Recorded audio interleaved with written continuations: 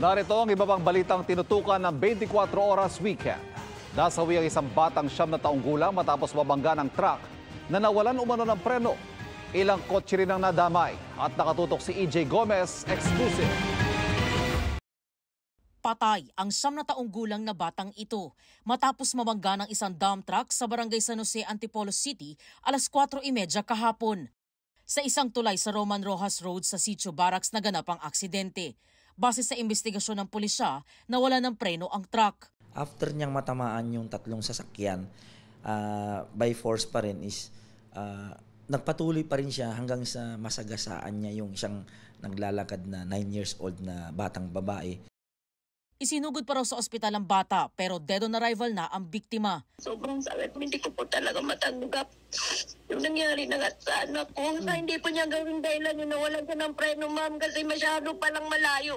Alam niya wala na sa preno pero hindi siya gumawa ng paraan na maibangga. Ang layo pa po ng narating niya. Nawasak din ang 3 kotseng nadamay sa aksidente. Kwento ng truck driver, magkabarangay sila ng batang biktima. Sa aking napatay po na nabangga na bata, ako po humingi po ng pasensya po sa magulang dahil hindi ko naman po sinasadyang mangyari po iyon. Pinaprepare po natin yung isasampa natin ng mga complaints against sa kanya, especially yung reckless imprudence resulting to homicide, yung pagkamatay ng bata, to multiple physical injuries po, yung mga nasaktan niya, at yung damage to properties. Kasalukuyang nakakulong ang suspect sa Antipolo Component City Police Station.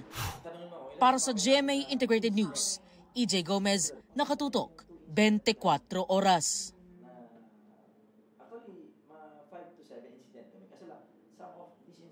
Mga kapuso, patuloy na tumutok sa mga balita. Mag-subscribe sa GMA Integrated News sa YouTube. Sa mga kapuso abroad, samahan niyo kami sa GMA Pinoy TV at www.gmanews.tv.